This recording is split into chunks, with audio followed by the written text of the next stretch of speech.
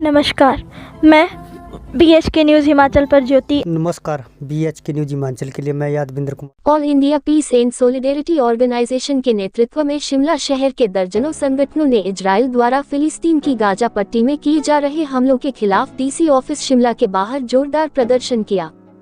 AIPSO ने Israeli हमलों व संयुक्त राष्ट्र संघ में युद्ध विराम पर लाए गए प्रस्ताव में भारत सरकार के नकारात्मक रवैये की कड़ी निंदा की है। AIPSO ने इजराइल की अमानवीय युद्ध कार्रवाई पर तुरंत रोक लगाने की मांग की है। इस प्रदर्शन में ओंकार अरशाद, कुलदीप तंवर, संजय चौहान, विजेंद्र मेहरा, फाल्मा चौहान, जगत राम, मुफ्ती मोहम्मद शफी कासमी, मौलाना मुमताज अहमद कासमी, तारी इरशाद, गजाला अनवर, जगमोहन ठाकुर, सत्यवान पुंडेर, राम सिंह, बालक राम, विजय कौशल, अमित ठाकुर, हिम्मी, रमाकांत मिश्रा, रमन थारटा, उपेंद्र, संतोष, अंकुश, कमल आदि ने भाग लिया। BHK न्यूज़ हिमाचल के लिए शिमला से यादविंद्र कुमार की रिपोर्ट। वजह क्या है, क्यों एकत्र होना पड़ा है? पूरे देश के अंदर जो भी जनता के संगठन हैं, विशेष तौर पर CITU, महिला समिति, किसान सभा, DYFI, SFI, दलित शोषण मुक्ति मंच, AIPSO और विभिन्न जनता के जो दूसरे संगठन हैं देश के अंदर, वो आज पूरे देश के अंदर जो भी पिछले 21 दिन से लगातार इजराइल के द्वारा फिलिस्तीन के अंदर जो मानवता की हत्या की जा रही है उसके खिलाफ ये प्रदर्शन किए जा रहे हैं। हमारा स्पष्ट मानना है कि इजराइल जो है पूरे नरसंहार पर उतर आया है। आपको स्वयं मालूम है, लगभग 9000 लोगों का गाजा के अंदर, फिलिस्तीन के अंदर जो हत्या कर चुकी है इजराइल की सरकार, उसकी सेना। और ये पूरी तरह से जो युद्ध के नियम हैं उसको भी धप्पा बताते हुए आगे वो बढ़ रहे हैं। आपको मालूम है कि संयुक्त राष्ट्र संघ ने भी अपील की है कि इस युद्ध पर तुरंत लगाम लगनी चाहिए। वायदा वे वैसा युद्ध नहीं है, एक तरफा आज हमला चल रहा है क्योंकि इजराइल के साथ जिस तरीके से अमरीकी साम्राज्यवाद खड़ा हो रहा है और नियमों को दरकिनार करके, मानवता के पूरे जो नियम है उसको दरकिनार करके जिस तरीके से हत्या की। स्वयं आपने इस बात को मीडिया ने रिपोर्ट किया और देखा कि अस्पताल तक नहीं छोड़े गए।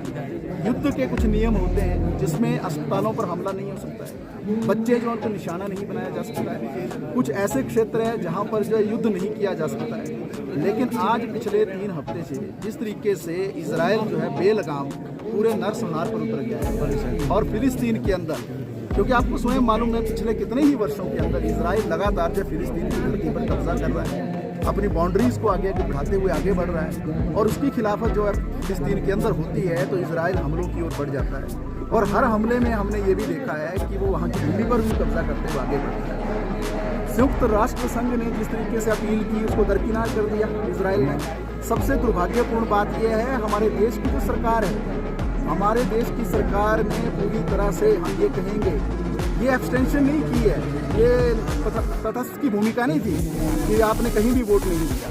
तटस्थता का मसला ये है कि कहीं ना कहीं जो हम फिलिस्तीन के साथ थे आज तक, आज हमारी केंद्र की मोदी सरकार है इजराइल के साथ खड़ी हो गई। दुनिया के 140 मुल्कों ने जब इस हमले का विरोध किया, इस युद्ध का विरोध किया, तो भारत सरकार को क्या ऐसा आ गया था कि वो जो है फिलिस्तीन के पक्ष में उन्होंने वोट नहीं किया या संयुक्त राष्ट्र संघ का जो उसका जो मैंडेट है उसको रिस्पेक्ट नहीं किया। तो आज के इस प्रदर्शन के माध्यम से पूरे देश के अंदर इस तरीके के प्रदर्शन करके All India Peace and Solidarity Organisation जो है उसके तत्वाधान में दूसरे जो संगठन है जिनका मैंने जिक्र किया, हम यही मांग कर रहे हैं कि संयुक्त राष्ट्र संघ के दिशा निर्देशों का पालन होना चाहिए। जो रेजोल्यूशन अभी आया है संयुक्त राष्ट्र महासंघ में, उसकी रिस्पेक्ट होनी चाहिए, तुरंत युद्ध रुकना चाहिए, शांति कायम होनी चाहिए। जो निर्मम हत्याएं की जा रही हैं फिलिस्तीन के अंदर, गाजा के अंदर, उस पर लगाम लगनी चाहिए।